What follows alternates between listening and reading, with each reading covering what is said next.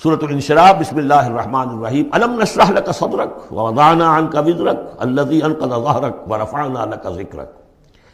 کیا ہم نے آپ کے لیے آپ کے سینے کو کھول نہیں دیا، انشراح نہیں دے دیا آپ کو، اور آپ پر جو ایک بوجھ پڑا ہوا تھا وہ اٹھا نہیں لیا۔ الذی انقض ظہرک، جو آپ کی کمر کو دوہرے کیے دے رہا تھا، توڑے دے رہا تھا۔ ورفعنا لک ذکرک، اور ہم نے آپ کے ذکر کو بلند کر دیا۔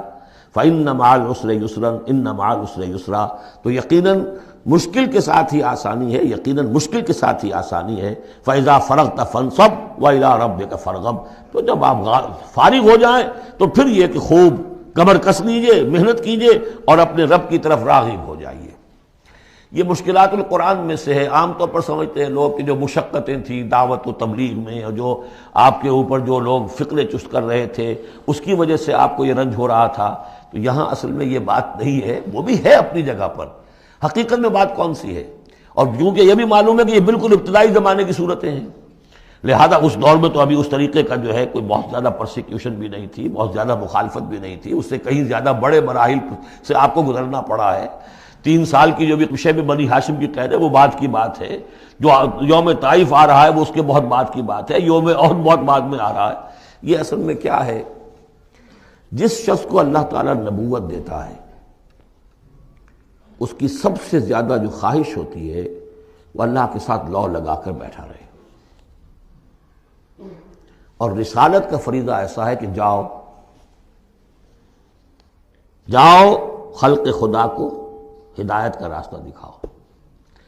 اب کہاں وہ کیفیت، دن ڈھونڈتا ہے پھر وہی فرصت کے رات دن بیٹھے رہے تصور جانا کیے ہوئے، کہاں اللہ کی طرف رخ کر کے اللہ کا بندہ کھڑا ہے رات کے وقت، کیا اس کی کیفیت ہے، اس کے قلب کی، اس کی روح کی کیا انشراح ہے، کیا انبساط ہے، کن بلندیوں پر اس وقت وہ ہے، کس روحانی وسعتوں کے اندر جو ہے وہ اس وقت تیراکی کر رہا ہے۔ اور کب جا رہے کسی نے کہہ دیا پاگل ہے، کسی نے کہہ دیا کہ یہ تو مجنون ہے، دیکھو ذرا یہ شخص ہے جو کہتا ہے آپ کے معبودوں کو کہ یہ غلط ہے۔ اب اس کا ایک تقدر ہو رہا ہے دل کے اوپر، کہاں وہ کیفیت۔ علامہ اقبال نے اسے لکھا ہے، 4th لیکچر ہے ان کا جو خطبات میں سے، شیخ عبد القدوس گنگوہی رحمۃ اللہ علیہ کا قول دیا ہے۔ وہ کہیں کسی کیفیت میں بیٹھے ہوئے تھے اسی طرح مراقبے میں، اچانک اقامت کی آواز آ گئی، اب جماعت کھڑی ہو رہی ہے، تو وہ آرہا کھڑا ہونا ہے، وہ تو نماز میں تو جانا ہے، تو کہا کیا، جھنجھلا کر کہا، حضوری سے نکال کر دربانی میں کھڑا کر دیا۔ اس وقت جس مراقبے کی کیفیت میں میں تھا وہ تو حضوری کی کیفیت مجھے حاصل تھی، اب میں دربانی میں آ گیا ہوں یہاں پر۔ نماز تو آپ پڑھیں گے تو امام کے پیچھے پڑھیں گے، اس نے کہا اللہ اکبر تو کرنا ہی ہے رکوع، چاہے ابھی آپ کے دل چاہ رہا ہے اور قرآن پڑھا جائے تو کیسے ہوگا، تو اس کا حکم ماننا آپ نے۔ آپ چاہ رہے ہیں سجدے میں پڑے رہے ابھی سر نہ اٹھائیں، لیکن وہ تو کہے گا اللہ اکبر، تو سر آپ نے اٹھانا ہی ہے۔ تو وہ ایک اور نظام ہے، وہ نظام با جماعت ہے، اس سے ایک جماعت کی تشکیل جو ہے وہ مطلوب ہے، اور ایک ہے انسان کا اپنا روحانی طرف ہو، اس کے کچھ اور تقاضے ہوتے ہیں۔ تو جیسے حضرت موسیٰ سے کہا گیا ہر دفعہ آپ نے دیکھا اذهب الى فرعون انه طغى، اور وہ اگر وہیں پر رہتے ڈیرا لگا دیتے، ہر وقت گفتگو ہو رہی ہے، مخاطبہ مکالمہ مل رہا ہے، تو جو لذت اس میں تھی، اس کے اندر جو ہے وہ جو مشقت ہے وہ یہ تھی۔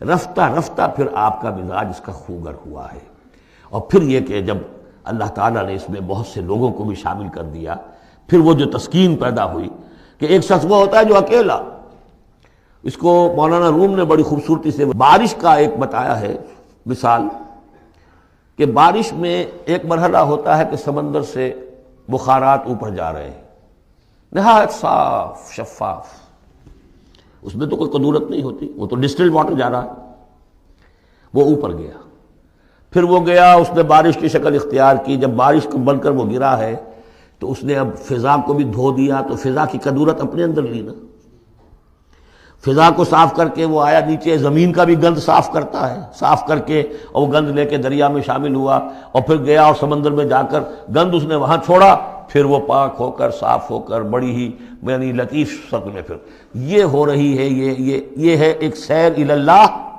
اللہ کی طرف بڑھا جا رہا ہے۔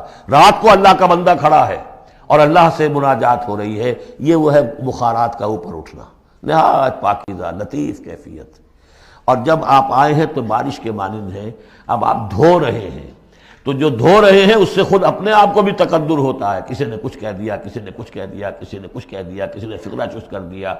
اب آپ کو ضرورت ہے کہ پھر ذرا اپنے آپ کو بھی صاف کریں، دوبارہ پھر رات کو کھڑے ہو جائیں. سیر اللہ، سیر فی اللہ، سیر عن اللہ الی اللہ، یہ جو ہے جو تبلیغ کا اور فریضہ رسالت ہے، یہ بھی سیر الی اللہ ہے نتیجے کے اعتبار سے، لیکن اس وقت عن اللہ ہے، اللہ کی طرف تو پشت ہو گئی. اب دیکھیے جب آپ نماز میں کھڑے ہیں تو رخ کدھر ہے؟ اللہ کی طرف. جا رہے ہیں تبلیغ کے لیے تو اللہ کی طرف تو پشت ہو گئی. اب تو آپ جا رہے ہیں تو خلق کی طرف آپ کا رخ ہے، اللہ کی طرف تو پشت ہے. اس حوالے سے وہ عروج ہے، یہ نزول ہے، اور یہ نزول جو ہے یہ بڑا شاق گزرتا ہے کسی ایسے شخص پر جسے عروج کی لذت حاصل ہو گئی ہو. یہ ہے وہ سختی. الم نشرح لک صدرک ووضعنا عنک وزرک الذی انقض ظہرک ورفعنا لک ذکرک فإن مع العسر یسرا ان مع العسر یسرا فإذا فرغت فانصب. اے نبی وہ وقت آ جائے گا، آپ اپنے اس فرض منصبی سے جب فارغ ہو جائیں گے، جب اللہ کا دین غالب آ جائے گا، پھر آپ یکسو ہو کر وہ جو آخر میں آیا اذا جاء نصر اللہ والفتح ورأيت الناس يدخلون في دين الله افواجا فسبح بحمد ربك واستغفر انه كان توابا، پھر آپ ہمہ وقت اسی کام میں لگ جائیے. اور اسی لیے حضور نے اس وقت آخری فیصلہ کیا اللہم فی الرفیق الاعلی. بس اب میں فارغ ہوا اور اب میں مزید تاخیر نہیں چاہتا. حالانکہ نبیوں کو یہ آپشن ملتا ہے، اگر آپ ابھی چاہیں تو اور رہ سکتے ہیں دنیا میں، یہ آپشن ملا ہے. چنانچہ حضور نے اپنے مرض وفات میں جو خبر دی آ کر، جب آپ نے نماز پڑھائی ہے، بیماری میں ذرا سی کمی ہوئی تھی، باہر آپ آئے ہیں، حضرت ابوبکر نماز پڑھا رہے تھے، حضرت ابوبکر کے پاس جا کر آپ جو ہے بیٹھ گئے. اب حضرت ابوبکر جو ہے وہ اقتداء کر رہے ہیں حضور کی، اور پوری جماعت کر رہی ہے اقتداء حضرت ابوبکر کی. یہ نماز ہے، آخری باجماعت نماز. اس میں حضور نے فرمایا اللہ نے اپنے بندے کو ایک آپشن دی ہے، ایک اختیار دیا ہے. وہ چاہے تو، اب جو ایگزیکٹ الفاظ یاد نہیں ہے، نتیجہ اس کا یہی ہے کہ چاہے تو ابھی دنیا میں اور رہے. تو بندے نے اللہ کو قبول کر لیا ہے.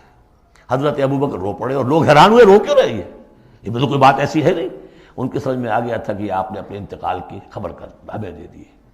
تو یہ فیصلہ اللہم فی الرفیق الاعلی، یہ جو شاخ گزر رہا تھا نا، یہ دنیا کے اندر معاملہ دعوت و تبلیغ، یہ اس روحانی جو ربط ہوتا ہے اللہ کے ساتھ، اس کے اعتبار سے اس میں رکھنا پڑتا ہے. کہاں وہ کیفیت، کہاں یہ کیفیت. اور اس کی وجہ سے جلدی آپ نے فرمائی، میں سمجھتا ہوں کہ اگر ابھی جو لوگ، یہ اتنا عظیم انقلاب برپا ہوا تھا عرب میں، اور یہ رأیت الناس يدخلون فی دین اللہ افواجا، ان کی ابھی بڑی تربیت کی ضرورت تھی. یہ تربیت کے مراحل ابھی ان کے پورے نہیں ہوئے تھے. یہ تو صرف مکے اور مدینے کے لوگ تھے جو آپ کی تربیت سے اس طریقے سے بہرہ اندوز ہوئے اور ان مستفید ہوئے. یہ جو پورا عرب جو ہے ایمان لے آیا، اور ان کو تو آپ کی تربیت کا ابھی وقت نہیں ملا. بہرحال جب یہ کام ہو چکے گا اے محمد، تو بس پھر آپ ہمہ وقت اللہ کی طرف متوجہ ہو جائیے.